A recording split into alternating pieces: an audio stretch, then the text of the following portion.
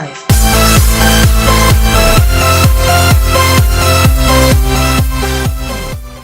Hey, what's up guys? Tiny Tiger here with another care video slash I'm gonna tell a story actually. Today I want to talk about my fiance's bearded dragon. His name is Maui right there. How's it going, Maui? He just woke up, is hungry, scratching at this door, waiting for his salad, which I chopped up right there. Sadly, I forgot the fruits, so he doesn't get any fruit today, just the greens. But we'll give him some fruits next time. So, I'm not really going to talk much about how to care for a bearded dragon, just because there's care sheets for bearded dragons all over the place. I mean, they're so popular that I can walk into GameStop and be like, hey, I'm looking for a care sheet for bearded dragons. Oh yeah, of course, man. This is GameStop. We got that too. Over there in the section by the Wii U. Anyways, like, bearded dragons are so popular, so I might go through a quick rundown of what I do, how I take care of it. But this video is actually, let me focus on him. This video is actually more focused on Maui's story and how he came to be. He's a rescue. I want to show you guys exactly why. If you look right there, he's got no arm. That's just a little nub. I can pull him out too, actually. I should open this door.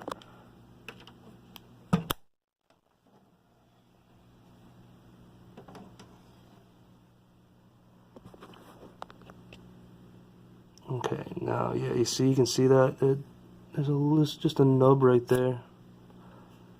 He's missing an arm, and if you look back here too, let me move this.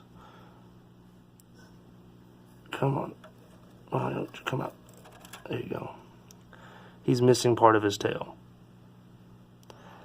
So, what happened? There's a local reptile store that me and my fiance frequent to get certain supplies, hornworms, feeders, whatever. And I want to say about 4 or 5 days before we went to get our feeders and met this bearded dragon, a couple bought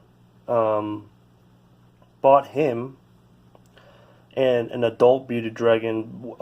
Back when when they bought him, he was literally like that. He was a baby. He was so tiny, maybe about a month to 2 months old. Like, he was still tiny. He's about 6-7 months now.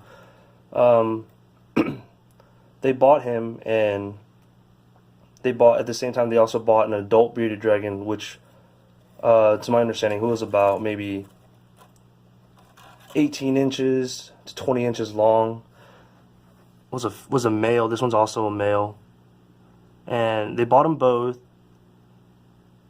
and asked the store or the associate that was working that day. The owner wasn't in that day apparently, but asked the associate that was working that day, hey, could I house these two bearded dragons together?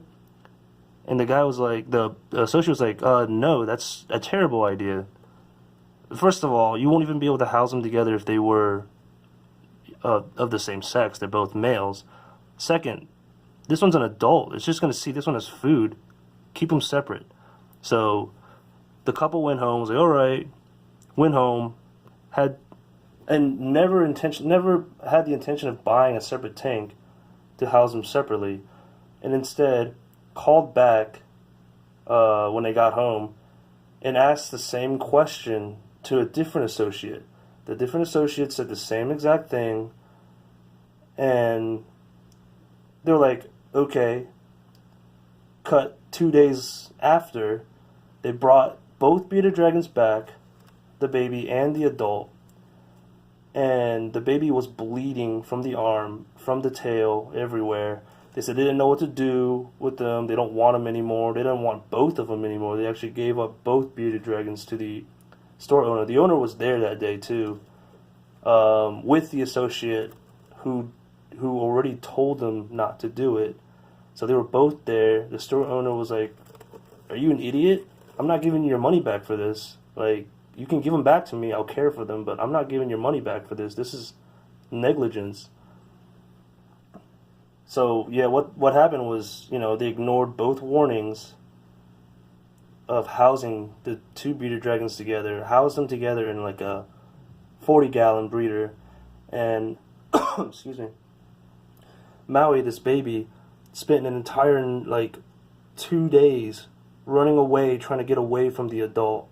The adult was able to rip his arm off, and I don't know if he just dropped his tail or he got his tail ripped off, but still, it was due to being chased around by an adult bearded dragon. So, they surrendered both bearded dragons without getting their money back. I mean, I wouldn't give them their money back either. They're fucking idiots. So she took them to the vet. They got the wound cleaned, patched up, cut. About 3 days later, that's when I walk in. My fiance walks in. Well, I walk in actually. My fiance was in the car just waiting because I was just originally gonna buy some feeders, I think super worms and some hornworms. And I was just talking to the store owner because she's really cool. She knows a lot, And my fiance walks in, takes a look around, and saw Maui, as the little baby he was back then, missing his arm, missing his leg, or missing his arm, missing his tail, in a tank with like 6-7 other baby dragons. I mean, there was a reason why he was housed. He had a solitary housing originally, but Repticon was coming up in about 2 days since from that time, so she needed the extra tanks because she was also a vendor at Repticon, and so she had to put Maui in a tank with the other baby dragons. And when she fed them, she tossed like some crickets in there. My fiance saw that he couldn't catch anything. He was struggling trying to move on his 3 legs. And when he finally tried to catch one of the babies ran up real quick, snatched it away from him, and ran away. So he was having some tough times. The store owner was like, she finds it really hard trying to care for it, and if I wanted to take him, she would give them to me really, really cheap. Like, I think she gave them to us for $20 just to pay for the vet bills and stuff. Even then, I didn't pay for the vet bills. She just wanted to give him a good home so that he can actually recover from the incident. So my wife took him, my fiance. I meant to say my fiance. We're not married yet, almost there, but took him in, and now, cut a few months later, here we go. We have him. I pretty much do all the more technical stuff. I make sure his temperatures are right. I do all the lighting, make sure he gets the right type of food, cleaned, make sure he gets clean water, stuff like that. My fiance likes to handle him, take him out for a little bit of bonding time when she's on her computer, and she likes to do feeding. So I let her do all that while I take care of the technical part. He's been really, really sweet. It's amazing that he's recovered and he's still got a good temperament. Like, he's not flighty or anything like that. He's really cool about it. Let me give him some of these greens I cut for him. He's gonna be hungry, so. These greens right here are a mix between dandelion greens and some turnip greens. I usually switch them out, give them all, the ones that are omnivores, give them all different types of greens a week. This week is, here you go. We want it? No, not now. This week is just turnip greens and dandelion greens. Next week I'll probably do some mustard greens or collards. I always do something different. Anyways, his basking spot over there hits to about 100 to 110 degrees.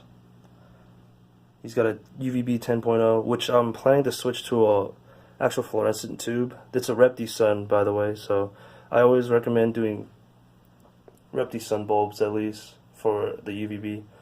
But I'm working on getting him switched over to a fluorescent. I'm working everyone. I slowly got his,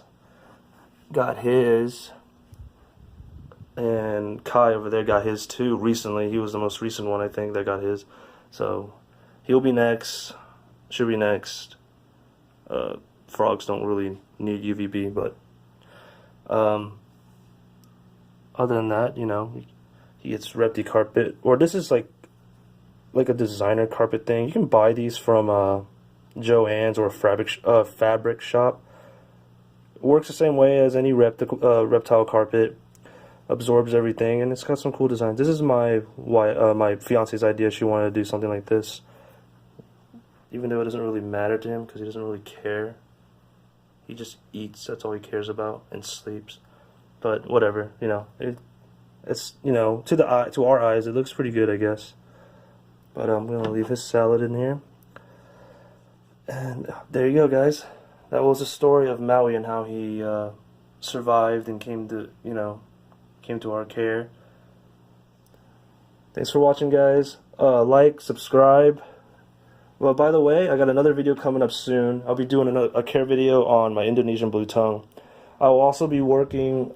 Actually, I am building another enclosure. I'm going to remove all this stuff right here, slide everything down, and I'm going to build a new enclosure that's going to go right here, under here, in this area. It'll be a lot bigger because I have like 4 feet of space over there. When everything gets moved over, plus this 4 feet of space, it'll be 8 feet of space I'll have. I'm getting something new, a new addition. So you guys will be seeing that soon. Hopefully very soon. I'm very excited. I actually technically already own her, and she's just waiting for me to pick her up. So I'm getting the enclosure completed. It's pretty much done. Still in works. But yeah, next time, hopefully you guys will be able to see her. Thanks for watching, guys. Give me a like, subscribe. Let me know what you think it is.